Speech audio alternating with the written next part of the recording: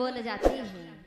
देखिए मैया सती को पहले तो भगवान भोलेनाथ की बात नहीं मानी, सीता का भेष धारण किया और जिस सीता को शंकर भगवान अपनी माँ मानते हैं, माँ के रूप में पूजते हैं, मैया सती ने उनका रूप धारण किया और उसके बाद भी मैया सती भगवान भोलेनाथ से झूठ बोल गई कि हमने राम की परीक्षा नहीं लिया। एक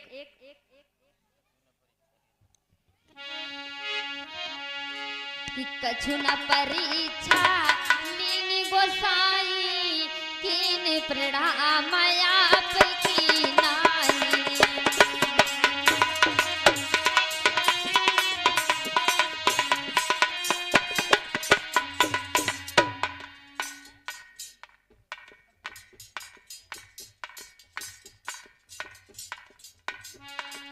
और ये संत जी हैं गोरेलाल, इनके द्वारा 11 पुष्प का समर्पित हुई है। भगवान अपनी भक्ति प्रदान करते रहे, यही कामनाएं हैं। कछु न परीक्षा लीनी गोसाई कीन प्रणाम आपकी नाई।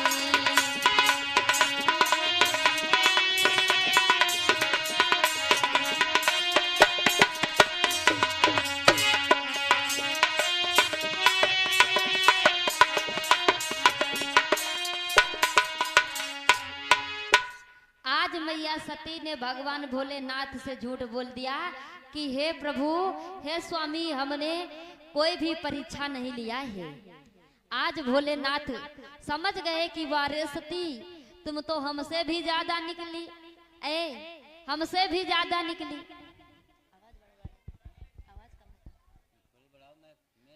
आज भगवान भोलेनाथ कहने लगे हैं कि हे सती, तुम झूठ बोल रही हो और जिस सीता को मैं माँ मानता हूँ, माँ के रूप में पूजता हूँ, उसका तुमने भेष धारण किया और उसके बावजूद भी तुम मुझसे झूठ बोल रही हो।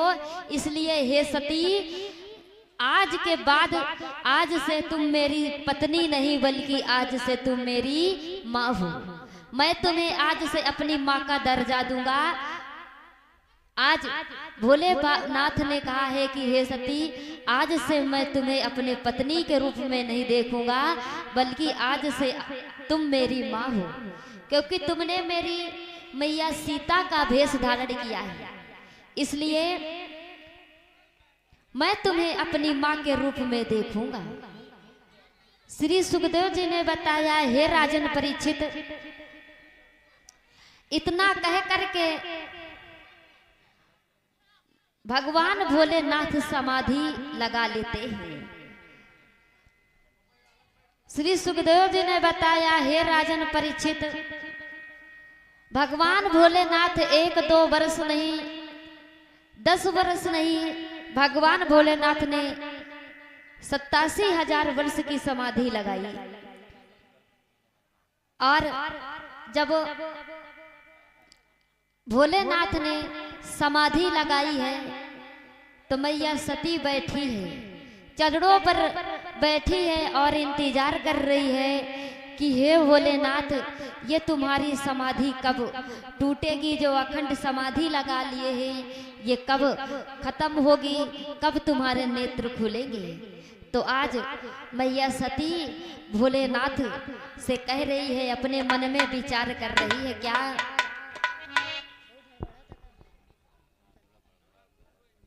थोड़ा भैया माइक की आवाज कम कर दो, थोड़ा आवाज पता नहीं करो, भरभरा रहा है।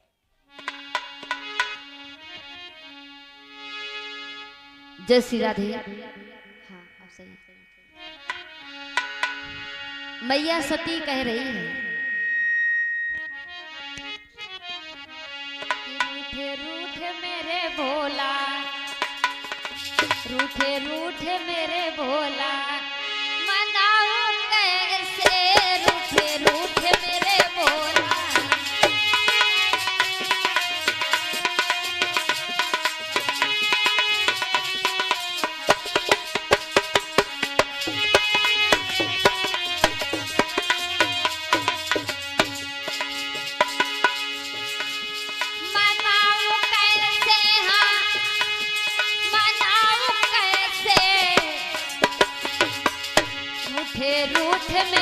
भोला, मनाऊं कैसे रूठे रूठ मेरे भोला।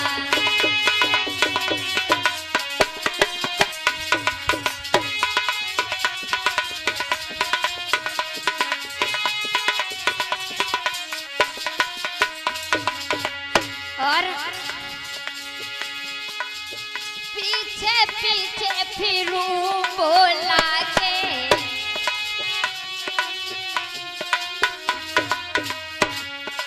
पीछे पीछे फिरूं बोला के,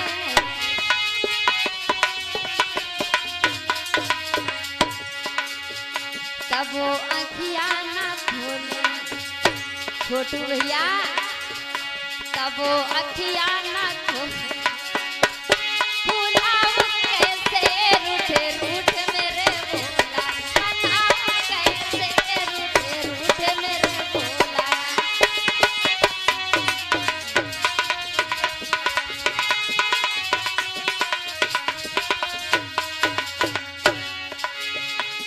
मनाऊं कैसे, हाँ भुलाऊं कैसे रूठे रूठ मेरे भोला, मनाऊं कैसे रूठे रूठ मेरे भोला।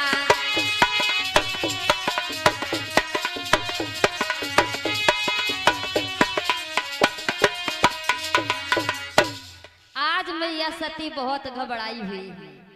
और भैया माताओं बहनों की ये आदत होती है अपने पति से झूठ बोलने की।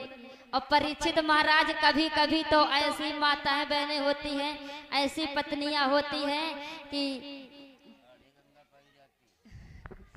ये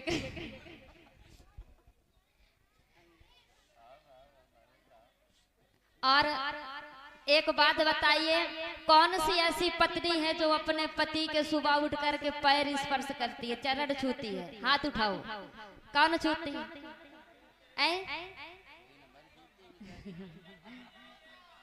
नहीं है।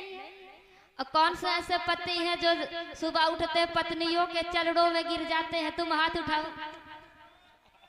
अच्छा, और जब गिरने वाला काम करोगे तो गिरोगे ही, क्योंकि यहाँ पर हम देखते हैं कि ऐसे कार्य होते हैं कि सुबह ही पति को भागवत शुरू।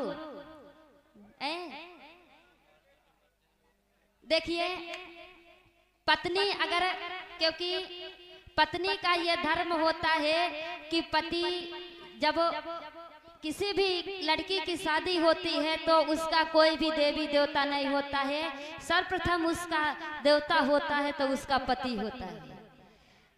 क्योंकि अभी हम तुमको ये गीत के माध्यम से बताए थे कि मैया अनसुईया ने अपने सतीत्व के बल से, अपने पतिव्रत धर्म से ब्रह्मा विष्णु महेश को एक छोटे छोटे बालक बना करके पालने में झुलाई। वो किसी देवी देवता की पूजा नहीं किया था, बल्कि अपने पति अत्रि मुनि की सेवा करके, उनको उनके चरण की सेवा करके सतीत्व के बल से भगवान श्री जगत के पिता जगदीश्वर को पालने में झुलाई। तो सर्वप्रथम पति देवता होता है। और भैया अगर पत्नी के लिए पति देवता है तो पति को भी पत्नी देवी होना चाहिए। ये नहीं है, एक जगह पर भागवत चल रही थी तो वैसे ही हमने बताया, जब प्रसंग आ जाता है तो बताना ही पड़ता है। तो एक बहन जी थे, उन्होंने कहा शास्त्री जी तुम तो कहती हो कि पति देवता होता है, लेकिन हम तुम्हें अपनी बात बताएं। उसने कहा कि सुनो, कि सैया मिले मुसर चंद करम फूट गए,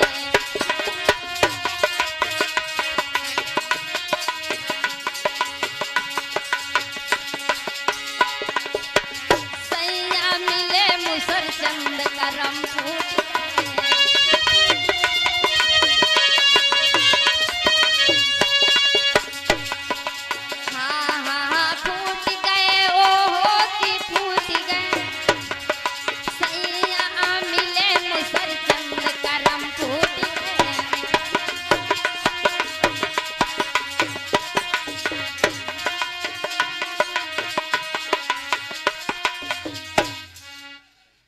बताया कि तुम तो कहती हो कि पति देवता होता है, लेकिन पत्नी भी देवी होना चाहिए, लेकिन हमारे तो कर्म ही फूट गए, क्योंकि हमारे पति देव ऐसे हैं कि सुबह उठते हैं तो बस चटक जाती है क्या।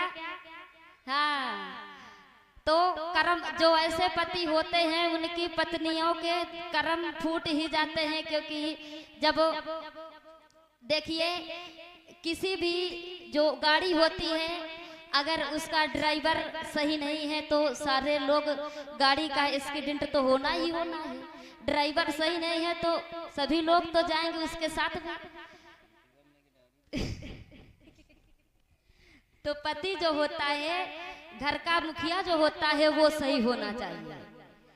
कहने का तात्पर्य यह है कि आप कहीं कहीं पर ये सुनने को मिलता है कि पत्नी पैरों की जूती है।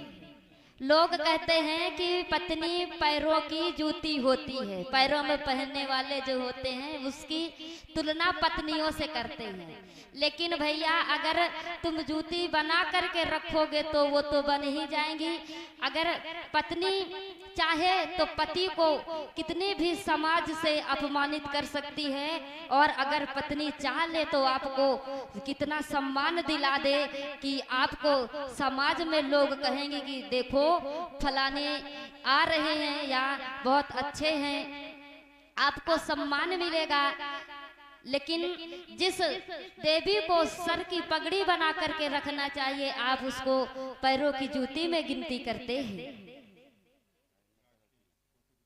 अच्छा, और भैया छोटू की बिटिया है राखी, इनके कर कमलों द्वारा 51 पुष्प मुद्रिकाएं समर्पित हुई हैं। माता रानी कल्याण करते रहे, यही कामनाएं है।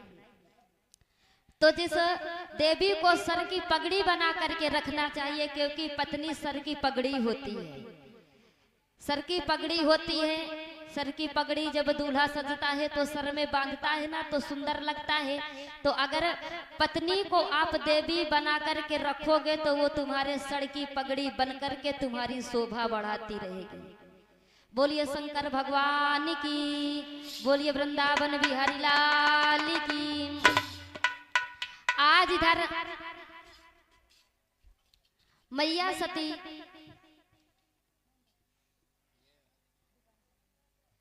और छोटा बच्चा है दीपांशु प्रसाद देती है।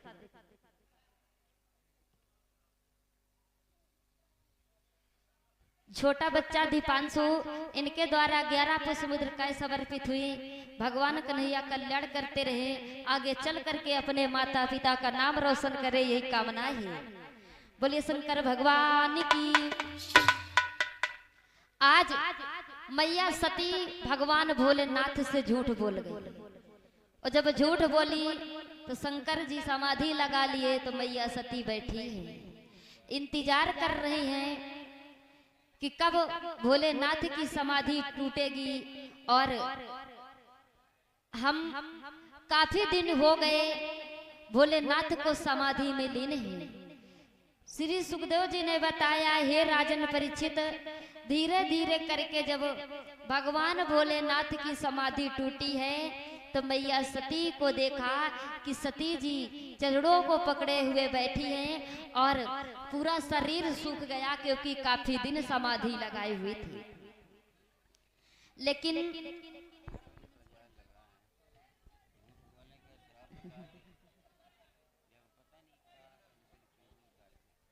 काय को हल्ला मचा रही हो आप लोग?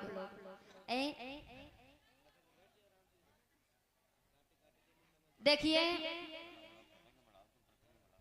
जब मैया सती, जिस समय भगवान भोलेनाथ की समाधि टूटी तो मैया सती बैठी हुई है, और जब बैठे हुए हैं भोलेनाथ भी, तो मैया सती ने देखा कि आकाश मार्ग से कुछ विमान जा रहे थे जिसमें देवी देवता बैठे हुए थे। देवी देवता आकाश मार्ग से जा रहे थे, तो मैया सती ने कहा कि हे भगवान भोलेनाथ, ये विमान से बैठे हुए देवी देवता कहाँ जा रहे हैं? तो आज जब भोलेनाथ ने बताया कि हे सती, ये तुम्हारे पिता राजा दक्ष के यहाँ जा रहे हैं,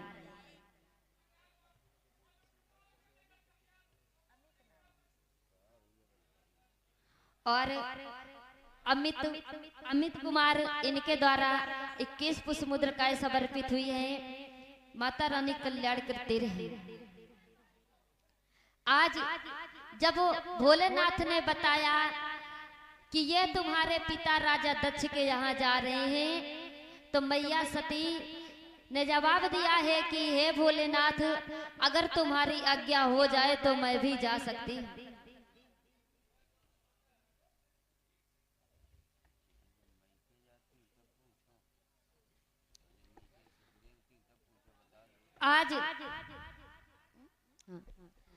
आज जब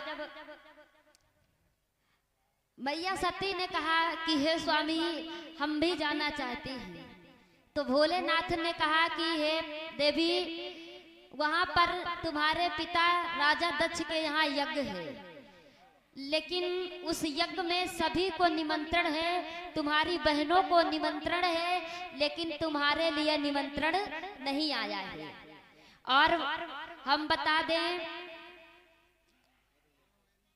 परीक्षित महाराज जब मैया सती जिद ठान जाती है कि हम जाएंगे ही जाएंगे, हमारे पिता राजा दक्ष के यहाँ यज्ञ है, और माताओं बहनों की तो ये आदत होती है कि चाहे भैया की शादी हो, निमंत्रण नहीं आया, लेकिन 2 महीना पहले से साड़ी ले रही है, अभी निमंत्रण नहीं आया है और सभी चीज ले रही है। क्या मालूम शादी आते आते निमंत्रण हो कि ना हो, लेकिन निमंत्रण पिता के यहाँ अपने मायके कब कब जाना चाहिए? परीक्षित महाराज बताइए माताओं, कब कब जाना चाहिए? तुम तो जाती हो, परीक्षित महाराज थोड़ी न जाते हैं। बताओ, कब बिना बुलाए जाना चाहिए? बिना बुलाए कब जाना चाहिए? बिना बुलाए रक्षा बंधन को जाना चाहिए, बिना बुलाए रक्षा बंधन को जाना चाहिए। और अगर तुम्हारे पिता के यहाँ कोई भी उत्सव है या कोई वहां पर यज्ञ हो रहा हो, कथा हो रही हो, तो वहां पर बिना बुलाए हुए नहीं जाना चाहिए, क्योंकि वहां पर जब निमंत्रण नहीं है तो आपको जाना उचित नहीं होता है। तो मैया सती का निमंत्रण नहीं था वहां पर राजा दक्ष के यहाँ, उनके सारी बहनाओं को निमंत्रण था, लेकिन मैया सती का निमंत्रण नहीं था। तो भोलेनाथ ने कहा कि सती, हमारे लिए कोई भी पत्र नहीं आया है, आप वहां पर मत जाओ, लेकिन सती नहीं मानती है। आज भोलेनाथ ने कहा कि हे सती, अगर तुम नहीं मान रही हो तो जाओ, और 2 गढ़ भी भोलेनाथ ने उनके साथ में लगा दिए। और जब मैया सती चली है अपने मायके को राजा दक्ष के यहाँ, जब राजा दक्ष के यहाँ गई, पहुंच जाती है मैया सती, तो सभी बहनाओं ने देखा, लेकिन किसी ने भी नहीं बोला। यहाँ तक मैया सती के पिता राजा दक्ष ने भी देखा, लेकिन किसी ने भी मैया सती से एक शब्द भी नहीं बोला। और मैया सती की माँ ने देखा, और जब माँ ने देखा है तो आज सती को गले से लगा करके कहने लगी, हे सती, ये पूरा उत्सव हमें सुना सुना लग रहा था तुम्हारे बगैर, आओ हमारे यहाँ आपका स्वागत है। उसी समय सती घूमते घूमते, सुखदेव जी ने बताया राजन, घूमते घूमते मैया सती जब यज्ञ के पास पहुंची है तो देखा है कि वहां पर भोलेनाथ का कोई भी स्थान नहीं था। सभी देवी देवताओं का था, लेकिन भगवान भोलेनाथ का स्थान नहीं था। तो भैया मैया सती ने मन में विचार किया कि हमारे पति का जहां पर सम्मान न हो, वहां हमारा रहना उचित नहीं है, और हमारे पिता ने हमारे पति का बहुत बड़ा अपमान किया है, इसलिए हम इनके यज्ञ को पूरा नहीं होने दूंगी मैं। आज मैया सती को क्रोध आ जाता है और मैया सती उस यज्ञ को विध्वंस करने लगी। यज्ञ को विध्वंस करने के लिए जब हवन कुंड में कूद जाती है मैया सती, तो आज कहने लगी है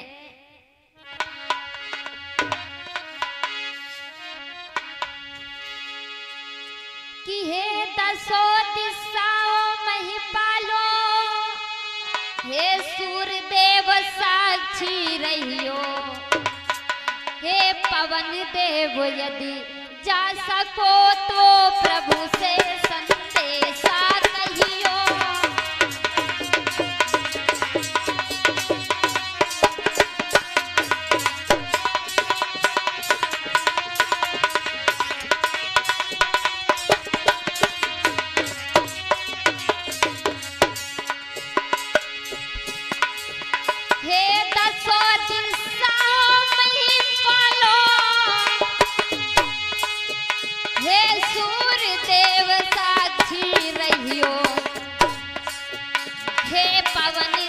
यदि पहुंच सको तो प्रभु से संदेशा कहियो।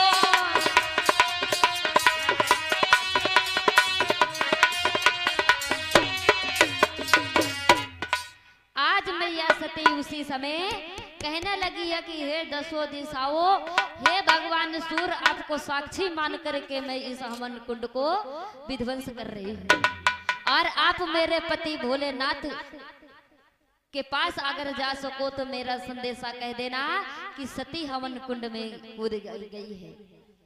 तो आज इधर जब हवन कुंड में सती कूद जाती है तो जो गड़ गए थे भगवान भोलेनाथ के, वो भगवान शंकर के पास आए, जवाब दिया है कि हे प्रभु, मैया सती हवन कुंड में कूद गई है। तो आज भगवान भोलेनाथ को बहुत क्रोध आ जाता है, और एक जब क्रोध आ गया तो एक बाल उखाड़ करके जैसे ही पटका है जमीन पर तो रुद्रदेव का प्रकट हो जाता है। जवाब दिया है कि जाओ यज्ञ को विध्वंस कर दो, और भगवान भोलेनाथ पहुंच जाते हैं वहां पर। और जब वहां पर पहुंच जाते हैं, सुखदेव जी ने बताया राजन परीक्षित, भगवान भोलेनाथ ने राजा दक्ष के सर को काट दिया। राजा दक्ष के सर को काट दिया है। इधर आज भगवान भोलेनाथ सती के जो शरीर को, मृतक शरीर को लेकर के इतना रुदन किया, और उस मृतक शरीर को लेकर के भगवान भोलेनाथ तीनों लोकों में घूमने लगे। आज जब तीनों लोकों में घूमने लगे हैं तो देवी देवताओं ने कहा भगवान श्री हरि विष्णु से कि भोलेनाथ मैया सती के वियोग में बहुत व्याकुल हैं, आप कोई उपाय करिए, अन्यथा सती के मृतक शरीर को लेकर यूं ही घूमते रहेंगे। आज जब भगवान श्री हरि आए, भगवान विष्णु ने अपने चक्र सुदर्शन से मैया सती के शव के खंड खंड कर दिए, और श्री सुखदेव जी ने बताया राजन परीक्षित, जहां पर मैया सती के शव के कर्ण गिरे वहां पर एक सुंदर स्थान प्रसिद्ध देवी मंदिर बन जाता है। बताया है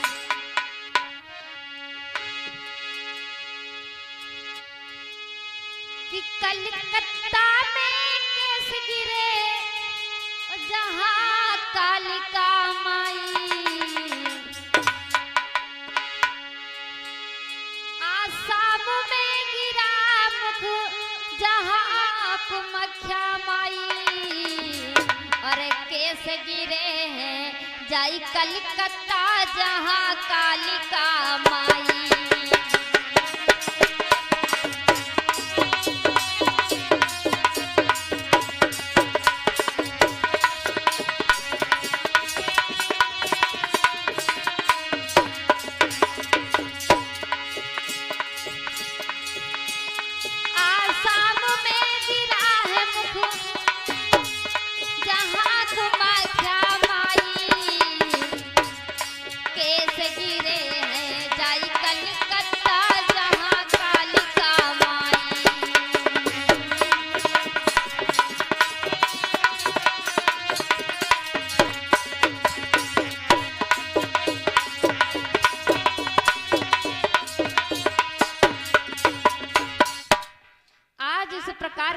मैया सती के मृतक शरीर के, मरे हुए शरीर के जब भगवान श्री हरि ने अपने चक्र से काटा है, तो जहां जहां पर उनका शरीर के जो कड़ थे, हाथ पैर आंख मुंह वहां केस जहां जहां पर गिरे, वहां एक प्रसिद्ध देवी मंदिर बन जाता है।